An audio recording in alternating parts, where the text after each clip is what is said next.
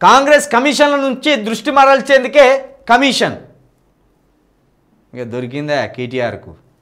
అందుకే విచారణ నోటీసులు అంటూ సర్కార్ డ్రామా. కాంగ్రెస్ ప్రజాపాలన కాదు, పర్సెంటేజీల పాలన. కాంగ్రెస్ కమిషన్లు కకృతి వల్లే కుప్పగూలిన ఎస్ఎల్బీసీ 3 నెలలు దాటినా కనీసం శవాలనైనా వెలికి తీయలేదు. టన్నెల్ ప్రమాదానికి బాధ్యులెవరు, వారిపై చర్యలేవి. నిప్పులు చెరిగిన బీఆర్ఎస్ వర్కింగ్ ప్రెసిడెంట్ కేటీఆర్. మీ చెల్లెని మీద నిప్పులు జరుగుతుంది అయ్యా, అది చూసుకో ముందు. తెలంగాణను ఎండబెట్టి ఆంధ్రాకు నీళ్లు తీసుకెళ్లే కుట్ర, ఇది రేవంత్ కుట్ర. అందుకే కేసీఆర్కు నోటీసు. గంగుల ముఖ్యమంత్రివి డైవర్షన్ పాలిటిక్స్. శ్రీనివాస్ గౌడ్ పరిపాలన చేతకాక నోటీసులు. సత్యవతి రాథోడ్ దురుద్దేశంతో నోటీసులు జారీ చేశారు. బద్దిరాజు కేసీఆర్పై కక్ష సాధింపు చర్యలే ఇవి.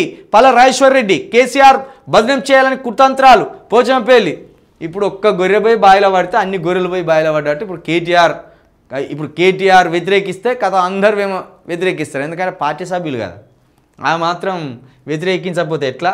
అయితే దీంట్లో ఒక్కటి మాత్రం సిగ్గుచేట, ఇక్కడ 3 నెలలు దాటినా శవాలను వెలికి తీయలే. ఎస్ఎల్బీసీ నుండి ఒక శవాన్ని తీసిండ్రు, బీహార్కు పంపిండ్రు. ఇక 7 శవాలు అల్లనే ఉన్నాయి.